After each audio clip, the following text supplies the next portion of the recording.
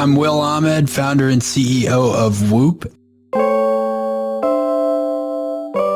And I am panicked about the Celtics' potential of winning the NBA Finals.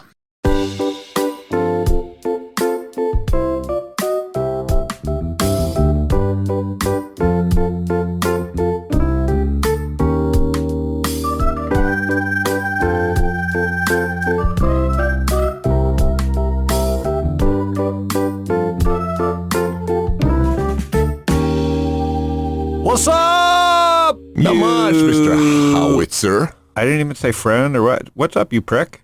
Oh, well, not much, asshole. No, too late. I know. You already committed. That's true. You committed before my commit. Yes. Let's do it. Not much, my man. It's smoking hot out there. I know it is. Yeah. I'm wearing black sweats and a black long sleeve shirt just to lose a couple of pounds. I'm trying to think if I have a funny story. I got nothing funny happening in my life. There's nothing but like real problems out there. The war in Ukraine, school shootings. That's pretty bad right there. It's pretty bad right there, yes. Well, we're just looking to survive the summer here in Phoenix, which gets really stinking hot. But you head to Norway. I head to Coronado. I'm excited about the summer. I just dropped Max off in Montana. Very nice. Max is living it. That little prick. So speaking of pricks, he's working at a really fancy-dancy golf course, so he's excited to meet Justin Timberlake and Tom Brady, who I think are supposedly members. And so Max is working on his dance moves, I think. What a life. Montana's a beautiful place. The little town that he's in, Big Sky, is a little bit like Coronado. Anyways, let's today talk about a subject near and dear to my heart, which is, who's the guest? No. We're going to talk about a subject near and dear to my heart, which is fitness, sleep, health. The only thing that's not interesting to me, and our guest will try and convince me, is the data. You know, no one partied like Canute. You smoked cigs for how long? 25 years. And drank like a fish for how many years? Still do. No, I don't. So how do you sleep? Poorly. Yeah. And do you track anything about yourself? No. I mean, and by the way, you look fantastic. Not a wrinkle on you. We're sharing doctors now. And your hair's fantastic. You have one eye that floats around because you had a mad doctor, Mengele, working on you at some point. The Mengele. But I mean, if there's someone, the Nords, the Norwegians, what do you call yourselves? The Nords? I don't know. The Nordics, maybe. The Nordics, the Norwegians give a fuck about data. You got that oil money and you got that great skin and you're going to die. You drink like fishes and you don't have sun and you're all going to die.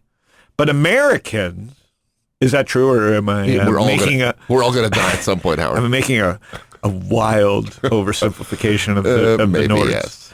So, well, that's what I do here to make things simple for people. But in the U.S., we're fascinated with this. Like every TV show is like, Desperate Housewives or Housewives of this, and everybody has fake this. I am more bringing it real, and I am fascinated with, sleep, fitness. I ride my bike. And so I have a Whoop, long story short, and I know all the investors. Kelvin Beachum, as you know, we've had him on the show. Brad Feld at Foundry. And then John Costner, who you don't know, but I know, because I know more people than you, Canute. And Ryan Spoon, who's like a fanatic about this stuff. And I think I got Ryan into the Whoop. And he's a data freak. So we shamed Will, the founder and CEO of this 10-year-old company, to be on the podcast. So a little bit about Will so he doesn't have to waste time. He has built over 10 years, a multi-billion-dollar valuation. I don't know about the size of the business. We can chat about it. But multi-billion-dollar company. They closed $200 million from SoftBank. All right. Yeah. And investors, I mentioned some of them. But there's Patrick Mahomes, who I was supposed to see yesterday, and also Kevin Durant, who I just saw on David Letterman. Him and David Letterman became friends. So that's pretty cool. I think Will went to Harvard. I read this GQ article about, you know me, I don't prepare. I know. My preparation is that I love entrepreneurs, and everybody says Will's great. Will's got his own podcast, so he talks to legends. And what got me piqued my interest is seeing all these golfers, my son as well, wearing the Whoop. So they were measuring like Rory for a while, and I don't know if this is still going on. Will can catch us up, but there was a point in time where all the golfers were wearing it. So I want to go into that. They were measuring their heart rate, like when they hit a shot that was stressful. It was kind of cool to see their heart rate as they swung a club, because, you know, swinging a golf club with people watching you is, did you say difficult? Always. Yeah. So seeing the pros do it, it was kind of a cool thing. So we'll talk about building a fitness hardware / software company in the era of Apple, obviously with the Apple Watch. A lot of my listeners ping me with questions. I may or may not get to them, but let's welcome Will. Will, you're on.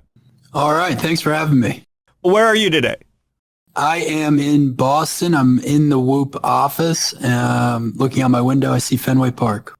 Oh, wow. So listen, Boston, as much as I hate Boston, I'm a Toronto boy. We don't know from championships. We got one NBA fluke championship, as you know. It's a good way to describe it. Yeah, there's no way to describe, and then the Leafs, endless. And you guys just get a championship a year if they're one of your teams. This year it looks like you're panicked about the Celtics. I mean, so if they don't win this year, big deal. Are you a huge Celtics fan?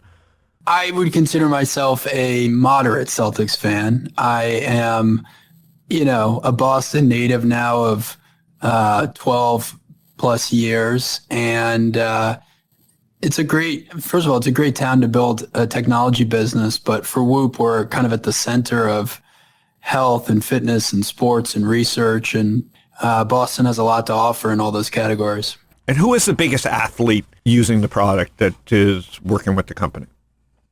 Well, if you meet a professional athlete who wears a wearable, there's probably like a 98% chance it's a Whoop. We've captured that market pretty successfully. In terms of Whoop investors, Patrick Mahomes, Rory McIlroy, Kevin Durant, Justin Thomas. We've been fortunate to get to raise capital and work with a lot of really interesting athletes. Most recently, Michael Phelps.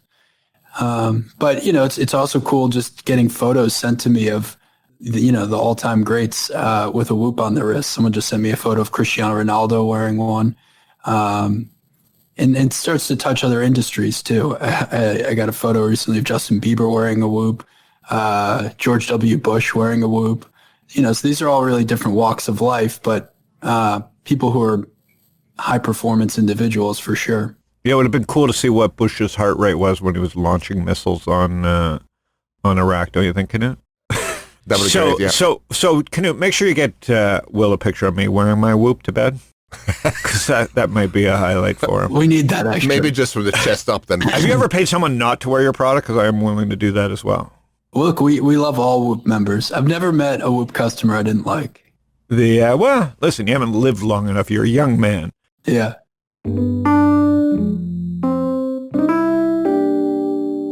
So was it because of Harvard that you stayed in Boston?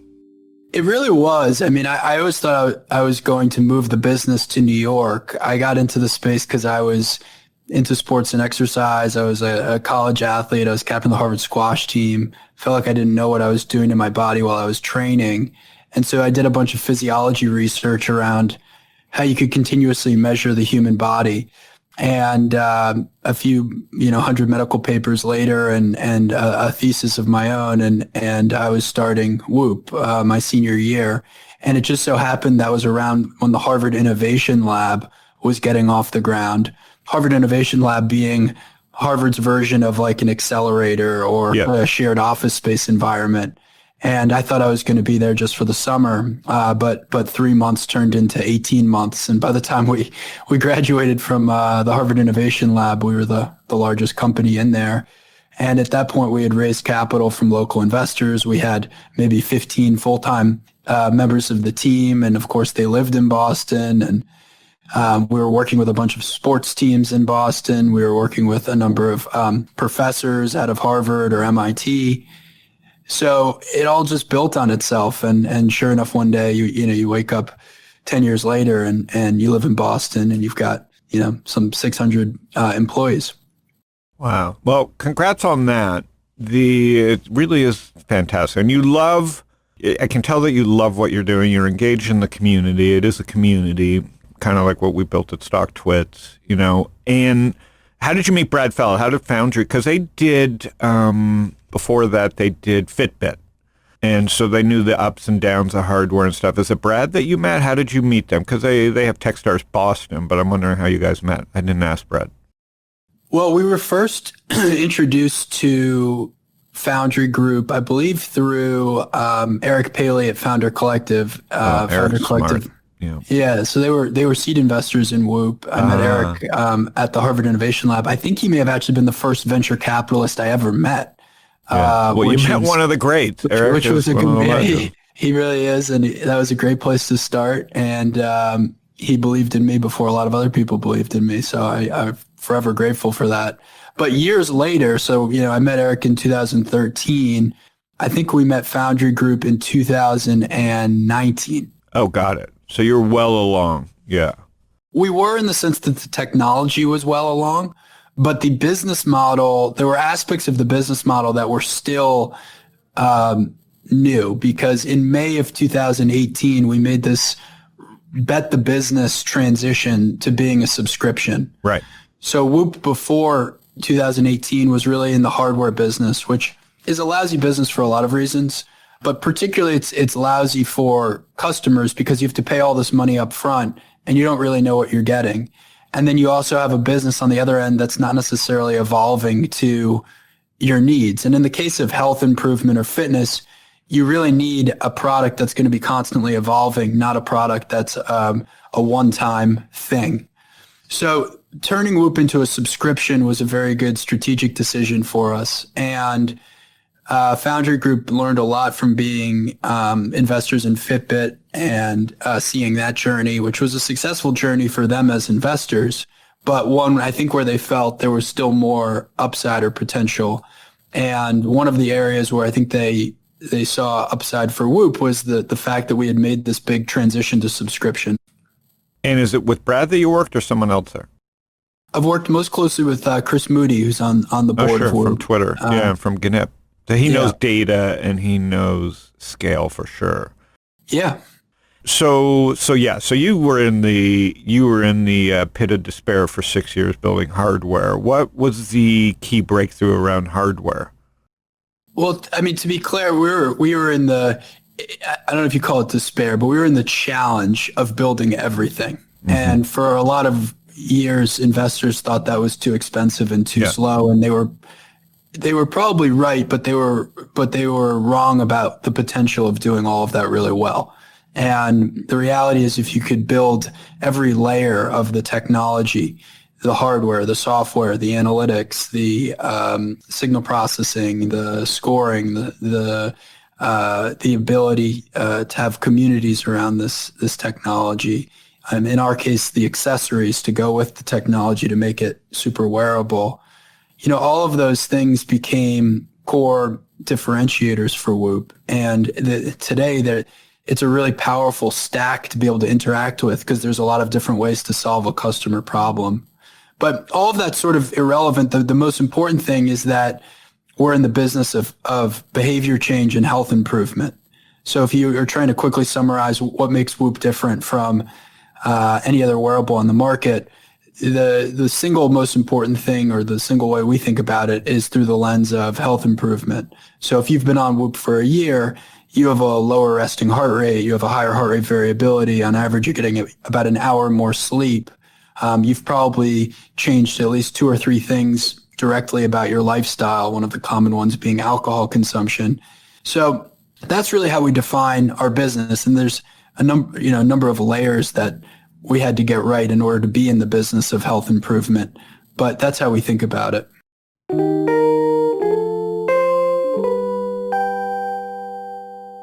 And who was the first athlete to come to you and say you're onto something, like out of the wild? Well, 2 of our first 100 users, so this would have been like 2014, early 2015, were LeBron James and Michael Phelps. Got it. So, and you can argue they were the 2 biggest athletes in the world at the time, or at least in the top 5. And so that was pretty validating for us that athletes of that caliber were getting value out of it. And there was 2 reasons that we went after athletes of that caliber. One, we felt that professional athletes were a good market because their salaries and their career performance really depended on how they were sleeping and recovering, and yet they had never had this data before. But two, and probably more importantly in the long run, if we could get the world's best athletes to authentically love the product, and when I mean authentically, I mean we're not paying them to wear it, but rather they're even paying us because they get value out of the data. If we could get them to authentically like the product, we could actually build a brand around performance and make health monitoring cool. One of the problems I had with health monitoring historically is that it's definitively not cool. You know, if you see someone wearing a wearable, it's almost like there's something wrong with them, right? It was like there was a stigma associated with the fact that they were wearing a health monitor. So this brand perception, or positioning, I should say, of being in and around professional sports and athletes creates a positive association with the product, which I think in turn has helped us build a consumer brand.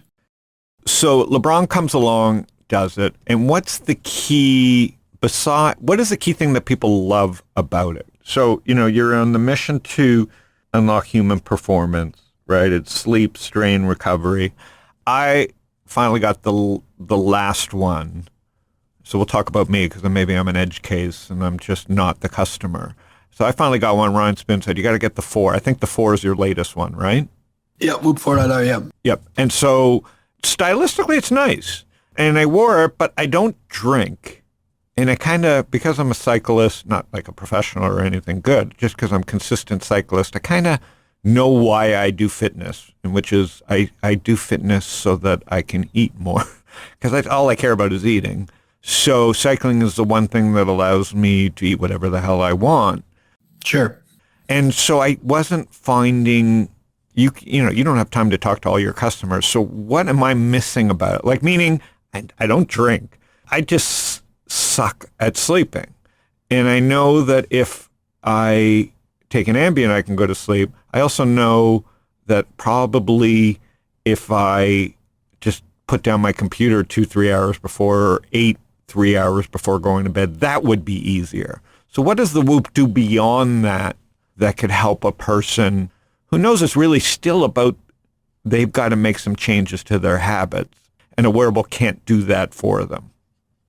Well, I guess the easiest way to summarize this question is in terms of the things that you know and the things that you don't know. So in the terms of the things that you know, so you're expressing that you know you should go to bed earlier, or you know that you should eat differently in certain ways, or put your laptop to bed earlier. That's sort of a category of information that becomes a good accountability tool around. You know, there's this notion of manage what you measure.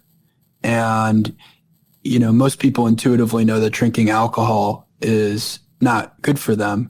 But when they see in the data, for example, that just having 2 drinks dramatically changes how they sleep, or, you know, they're waking up with a red recovery on a Tuesday and going into the office, that actually does change their behavior, and it becomes a source of accountability. So even though you may know some of these things about your own lifestyle, the Whoop is able, I think, to create a powerful accountability around them. The second area, which for you may be more valuable, is the things that you don't know. And I would guarantee that there are certain things about your lifestyle that you don't know how they're affecting your body. What are popular examples of this? We've seen certain diets, we've seen certain supplements have profoundly different reactions to people. And that's something you can manage through the Whoop journal, where you could start saying, okay, I'm taking this supplement today.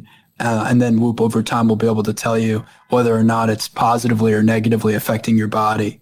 Your audience might be the type of audience that likes this notion of A/B tests on themselves, but that's something that Whoop can help do. The other category, which is less lifestyle and I would frame more as an alerting system, is, and this is really the next frontier for Whoop, and it relates to things that you don't know, is being able to alert you to things that are really off.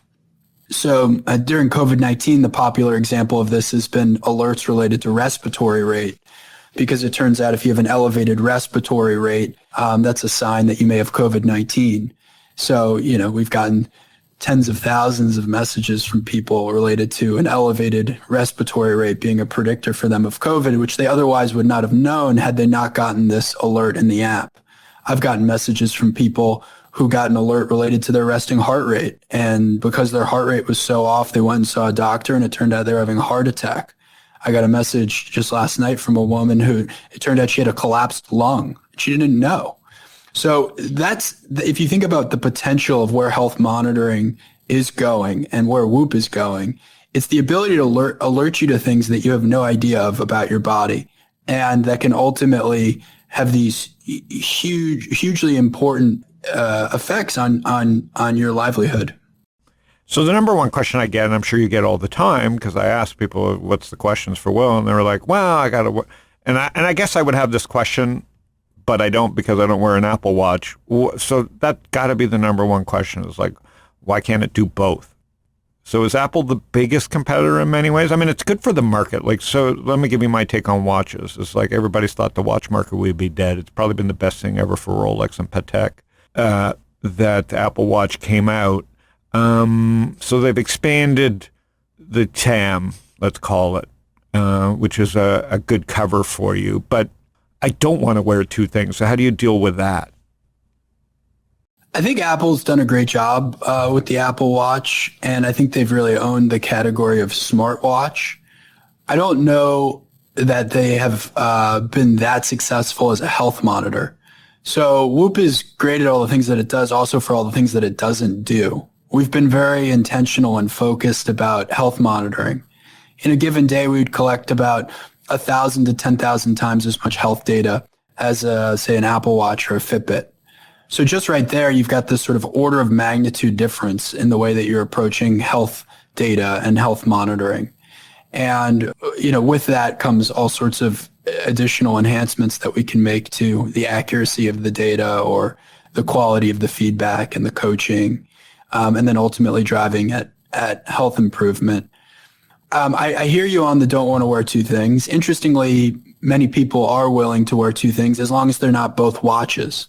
So the reason that Whoop doesn't have a screen is, in fact, that we don't want to compete with your Apple Watch or your Rolex or your Patek or fill in the blank watch, because there's many reasons to wear a watch, and often they are a fashion statement or say something about your identity. So we're fairly conscious of that. And the other direction that we're pushing Whoop as a wearable is this ability to make the product disappear. So we've come out with a whole accessories line called Whoop Body, and we've patented anywhere technology, which means you can put the sensor in these different locations on your body and still get the same quality of data. So for literally someone who wants to wear a watch and doesn't want to wear anything else on their wrist, they can now put the Whoop sensor in their boxers, in a bra, in underwear, in shirts, in shorts. So we have a whole line of accessories and apparel that literally allows you to wear the sensor anywhere. So wait a minute, would I just go to whoop.com? You go to whoop.com. At least I got the CEO to tell me what to do. So I go to whoop.com. Is that with two H's or one H? No, I'm kidding. So I go to whoop.com. So I'm the idiot because it's sitting in the drawer. I needed to have you on the show just to learn how to use the product. So I'm going to go get some under. We should partner with Manscaped, by the way, one of my investments. And Manscaped and Whoop should be partnering, by the way. Do you know the Manscaped guys? I don't, but it's a razor company, or? Yeah, it's a ball shaver. You can't say that because you're from Harvard, but I'll tell you, it's a ball shaving company. So I'm going to connect you two because they sell so much underwear. That's a great partnership. So just remember me when. But hang on. So I go to Whoop.com because the only problem for me is exactly that I don't want to wear it on my wrist. So where is someone who's 56 and disgusting wear this, do you think, best? Because I don't care about fashion. I just care about the data. Well, you can wear it on your wrist, or you can wear it in your boxers or shorts. I mean, if you're looking to wear something 24/7, maybe just put it in your boxers, Okay, got it. And well, how do you put it in? Well, I'll go to the website. We invented these little pockets that are woven into the garment, and they essentially enable the technology to collect the data as accurately from that location as any other location. or as accurately as from your wrist. So that's something that we've seen success with. We even saw a lot of athletes wearing it on their bicep. Like in the golf world, you'll see many golfers wearing it on their bicep. I noticed that they weren't wearing it as a golf fanatic, not a player. My son is, and I was talking about the Whoop, and I think we stopped seeing people wearing it, so they're hiding it now. Yeah, I would say about 50% of the PGA Tour wears Whoop, so It's certainly got deep market penetration. And but I don't think it's on their wrist. They've moved it around. I got it. It varies.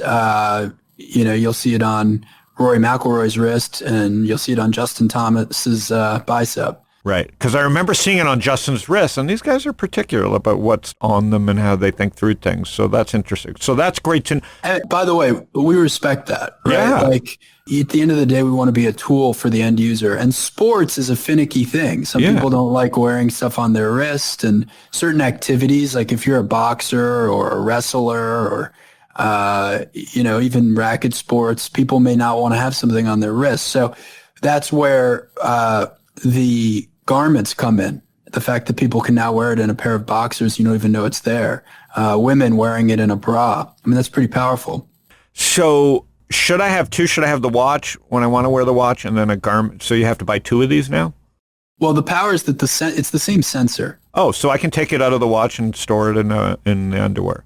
You can take it out of the band. And slide it into the garments. Yeah, I'm careful not to use the word watch because Whoop doesn't have a watch face on it, right? Correct. It's just a sensor which is enabled by these different pieces of apparel. Yeah. Is there a good customer support line to talk to somebody like myself? Yeah, we have a whole membership services team directly in the Whoop app that you can interact with. Okay. Well, user error, Knut, are you surprised by that? No. So at least I'm giving Will a chance to, he's dealing with the worst customer possible. Probably, yeah. So, okay, well, that really helps. How did you go about thinking about this at the beginning? Is it about the chip? Was that the biggest problem? Like, I don't understand how it's made. Is it made in China or is it made in the U.S.?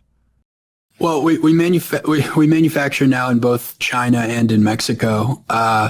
But I think what you're driving at is like, what's the magic here? Yeah. Fashion is part of the magic and your marketing and ability to, like you said, make it a wearable. So there's a lot of tech going on there and testing. But what was the original magic? And if you can't tell me, you can't tell me. But is it about a chip or is it about design? Well, it goes back to many layers of difficulty in this space. I mean, if you just zoom out for a second, right? Like wearable technology. Nike launched the Fuel Band, which ultimately failed. Mm-hmm. Under Armour spent about $1 billion, ultimately exited the wearable space. Good point. Adidas launched the Me Coach, ultimately exited the space. Microsoft launched a smartwatch, health monitor, ultimately abandoned and exited the space. Intel bought Basis, ultimately exited the space. Samsung's had pretty limited success with their smartwatch. Jawbone raised about $1 billion, went bankrupt.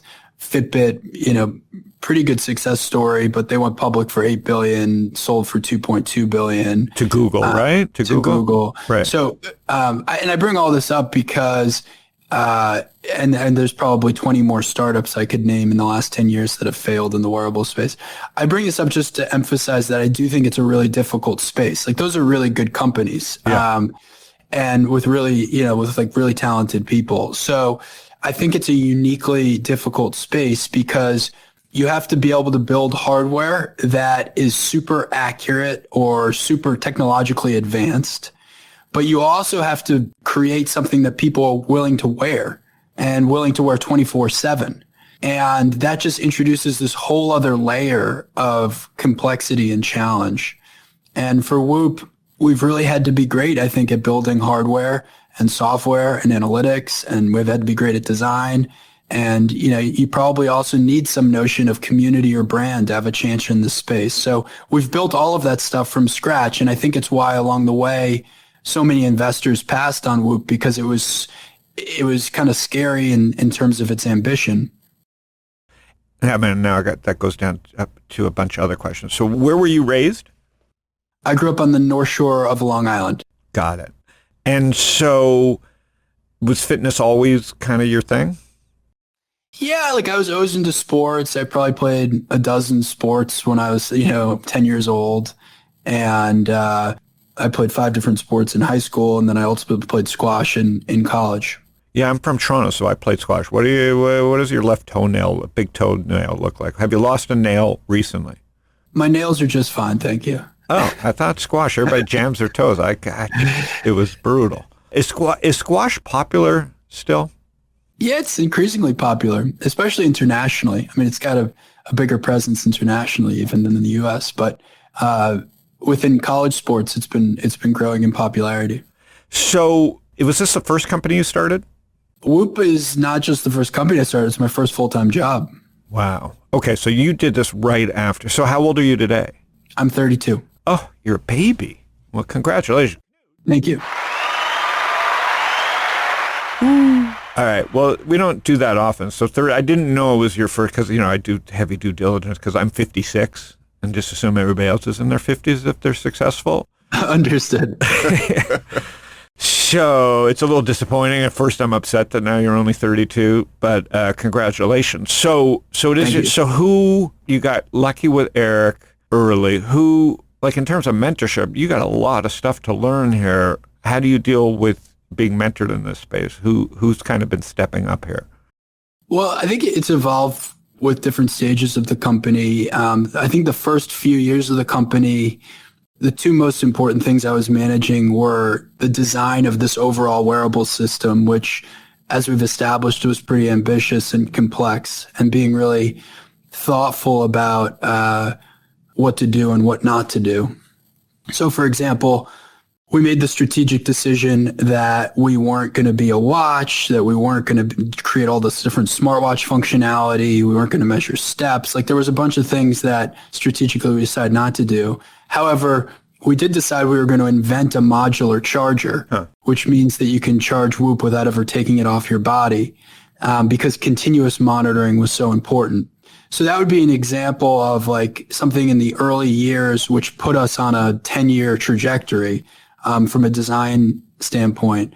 And one person in particular, Nicholas Negroponte, who is the founder of the MIT Media Lab and One Laptop Per Child, he was someone who became a mentor during a lot of that design phase, which is, looking back on it, some of the most fun time I've had in developing the company.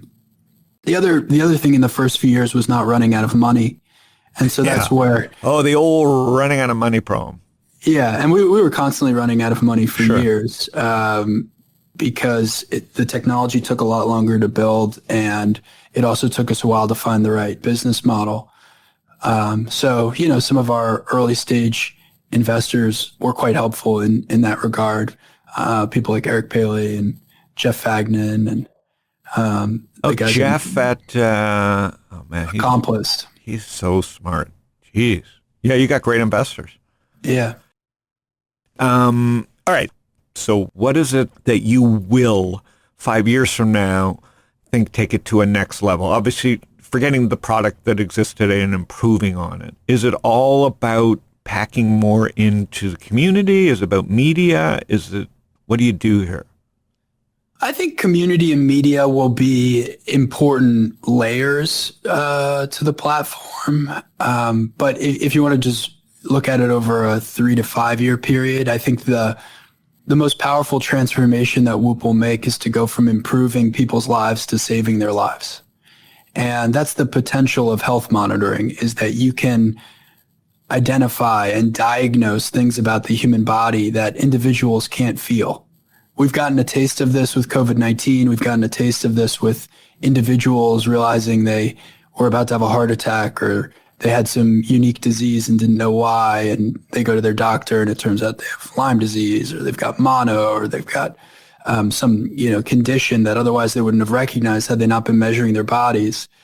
And I think over time, that's going to become more and more common. I think the ability to measure your body and on a 24/7 basis be alerted to something that's wrong is inevitably the future of health monitoring. Yeah. And that's a future I'm pretty excited to build.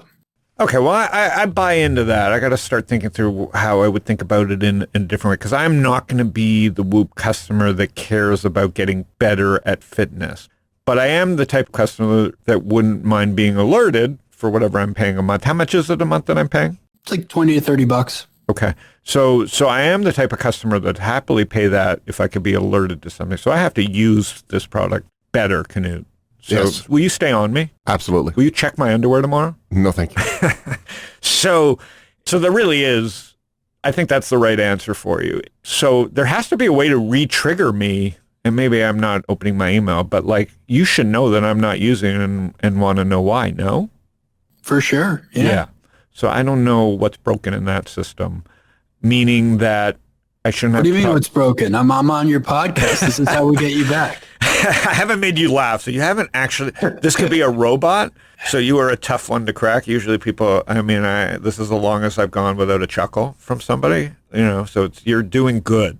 Like you are breaking some records here. You are like the Michael Phelps of not laughing. Well, I've got a big smile, but I can tell that your style is to kind of ease people in and then hit them over the head with. I tried to hit you quickly. Nothing happened. Yeah. So you're a thick-skulled Harvard boy. But hang on. Yeah.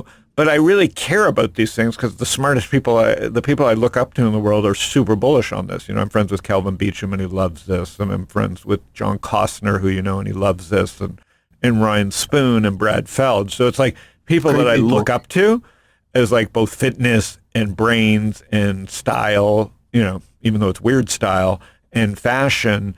And I'm staring at my thing in my drawer, and I'm a little pissed at myself because I don't like, not understanding things. So I'm trying to give some free feedback here or try and understand what I got wrong. It took me a lot to finally just get one, and I'm upset with myself for not using it. But you've given me some stuff to go think about.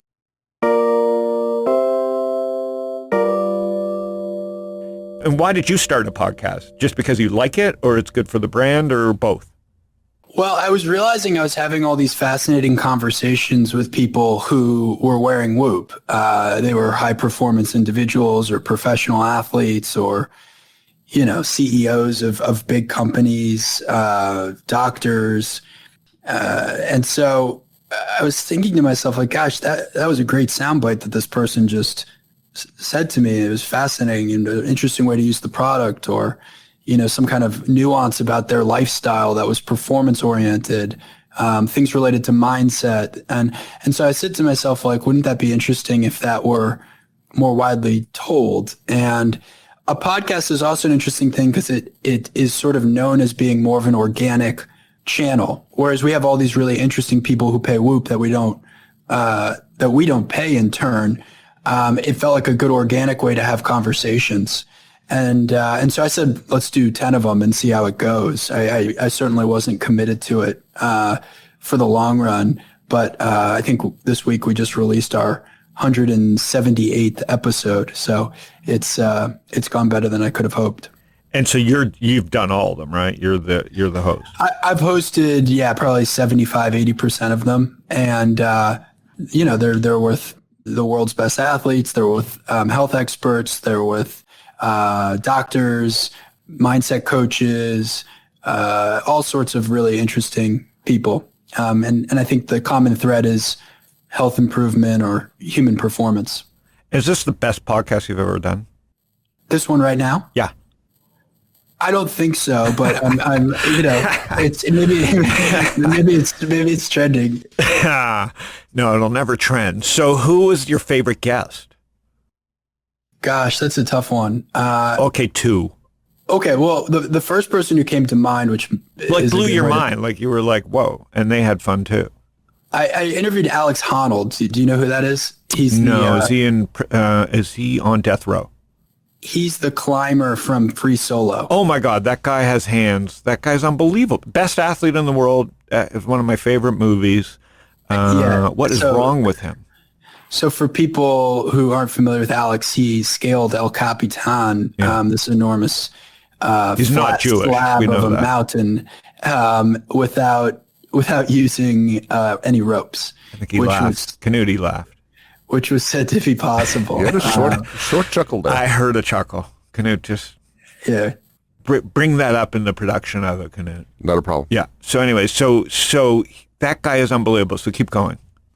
Well, what I found fascinating about him is there's this perception of Alex that he doesn't feel fear, which would be a fair perception for someone who is able to climb a mountain without a rope. But in unpacking like his whole shtick and his lifestyle and whatever, it turned out he did feel fear in a lot of different other areas of his life. For example, he was terrified giving a TED Talk to describe climbing a mountain without a rope, which he was not terrified for. Like, that's a fascinating conundrum. And one won't kill him, the other will. Right. And he was terrified of the one that wouldn't kill him, right? Exactly. It's weird. So what I found fascinating about the conversation were like all these things that related to how he mentally prepared for climbing that mountain to a point where he had effectively pre-gamed in his mind all the ways that it was going to go well or all the ways that it could go poorly. Yeah. And in turn, proven to himself that he was going to do it. And then the other thing that's fascinating about him is he wears Whoop, and he gets some of the most REM sleep of any single person on our entire platform. Wow. And what's cool about it, he gets like over 4 hours of REM sleep, which is by the way, it's an insane amount of REM sleep. It'd be good to get over 2 hours a night. So the fact that I'm at 12 minutes, which is another reason I put my... How am I living? We might want to dial that up. Yeah, that's why I got nervous. I'm like, someone should have called me from Whoop and said, are you really a person or are you a pig? Yeah, we're going to want to bump those numbers. Yeah, believe me. No one wants to bump those numbers more than me. I felt embarrassed. I thought Whoop was going to out me in a newsletter. So just to close the loop on Alex, so the powerful thing about REM sleep is that it's been proven to reduce your amygdala response. And so it makes all the sense in the world that the best rock climber who feels no fear rock climbing gets an insane amount of REM sleep. It also explains why I fall over a lot on flat surfaces at noon. Canute, my amygdala is off. Most likely, yes. And that and a few other things. So, it's always, sorry, you don't know me, but it's always about me, Will. Like, my REM sleep is fucking pathetic. And it's like almost a comedy. And it's all on me, I know it, but I got to start taking this serious. 4 hours of REM sleep. Do you eat late in the night? I eat during sleep, obviously. How else could you have so little REM sleep? Someone's feeding me, which is a whole another story. I've tried to film whoever this is, if it's my child or my dog or my wife, stuffing food in my mouth while I'm sleeping. Because, right, isn't it impossible to have 12 minutes of REM sleep and live all these years? It's not impossible to live on it, but you could definitely enhance your living. Yeah, look how good I am at 12 minutes of REM sleep. I think I could be a super performer. So, anyways, but is it fair to say that you're someone who like tries to optimize certain aspects of your life? Like you're a big time investor, right? You want to try to figure out what are the different things that make an investment successful or not, right? Yeah, I mean, listen, I don't know if it's 12 minutes or 40 minutes, but my Whoop numbers were so bad that I thought it was broken. And Whoop kept sending me like code reds. And so I put it away. But I mean, I knew that going into it, Will. Like I knew that going into it, and everybody knows me that knows that I joke about sleep, not jokingly. And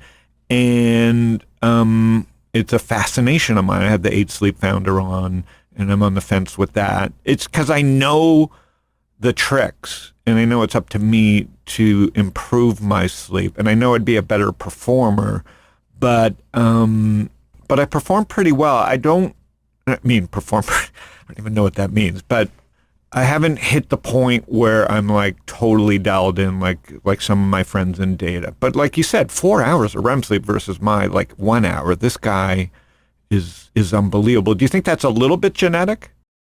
I think it's a little bit genetic, but it also comes back to a number of lifestyle decisions that are probably positive for him versus negative for you, or even for me. Like you and I spend a lot more time at a laptop or staring at a screen. I mean, he's probably surrounded by nature all day and, in a beautifully cerebral environment.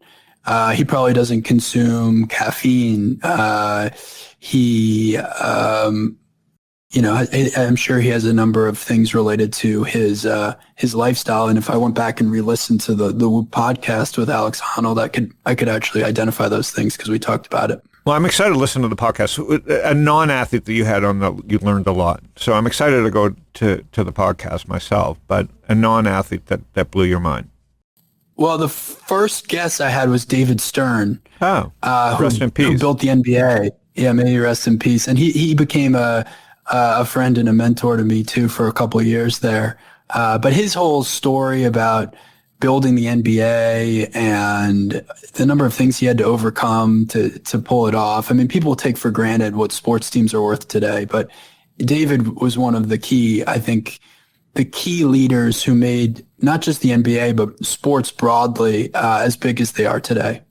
No, and I know that because I'm friends with John a little bit. I didn't meet Dave, but I know that from that winning time, even though the Lakers series, which, was panned by the athletes in it, David was in it, or the person playing David, obviously, and that he was right there at the era that everything switched. And so that is cool. Well, you have, I got to let you get back to work, so I appreciate you goofing off with me a little bit here, but my audience is fascinated by this stuff. And as an investor who would have passed on this 10 different ways from Sunday, I'm fascinated because I know the people involved and they're smart. So this is a really great story, and you're battling it out. I had Patrick from Sonos on, and he's battling it out, against the Apples of the world, and in a way you're battling it out. And I call your industry fashology. You're kind of blending fashion and technology, and it's a really important. Some people call it. I haven't heard that before, but I know I hate the other term that everybody calls it. And so back in 2006. What's the other term? Athleisure. It's so lame. Yeah. What do you have? What do you use? Well, most people who built wearable technology started with a long spec of technology, and, wearable was kind of the afterthought. Uh-huh. And we defined the whole thing through the lens of wearable. Yeah. Well, use fashion. I mean, I look at this as pure fashology. You figured out the fashion side of it, like you're thinking through it, like from different color bands and where it is on your body, hiding it. So it is fashion, and it is technology, and it's just way better than athleisure, which I hate. So I have this whole index of fashion and technology companies, from Apple to Nike to Restoration Hardware. Anyway, so the fashion index in fashology is right where you sit, and I think there's good positioning with brands in there, from Restoration Hardware to Lulu. But I am going to let you go. Thanks so much for taking the time, and congratulations. And obviously, if I can help, I will. Like, just in my network, maybe I can help out as you continue to grow. And hopefully we will meet one day in the future. That sounds great. Well, thanks for having me, Howard. Hey, Canute! Hey. What do you think? I think that's fantastic. He's funny. His non-humor is humorous. I know. He was really taking you for a ride there. That was awesome. I was struggling. Not because he was listening and wanted to get his points across, but I was struggling. I gave him everything I had. You laughed. Did I embarrass myself? No, well, as usual, yes. But okay, but you know what I mean. In a good way, yes. Yeah. I think he's onto something. He took all my best shtick and delivered the message, which is what entrepreneurs need to do. Yeah. But I think he smirked a little. He did. So the Whoop.com, I am a fan now, and you are listening to Panic with Friends once a week with Canute. We get with people like Will, founders, entrepreneurs, traders, speculators, venture capitalists, try and get some insights into how to grow fast, how to build a great brand, and how to stay a little bit ahead of the market.